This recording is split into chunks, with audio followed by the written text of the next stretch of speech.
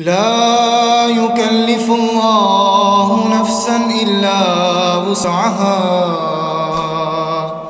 لها ما كسبت وعليها ما اكتسبت ربنا لا تؤاخذنا إن نسينا أو أخطأنا ربنا ولا تحمل علينا إصرا كما حملته على الذين من قبلنا ربنا ولا تحملنا ما لا طاقة لنا به واعف عنا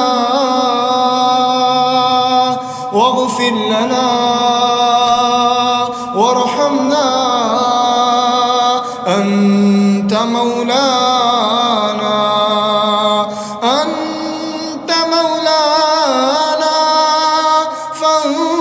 فانصرنا على القوم الكافرين.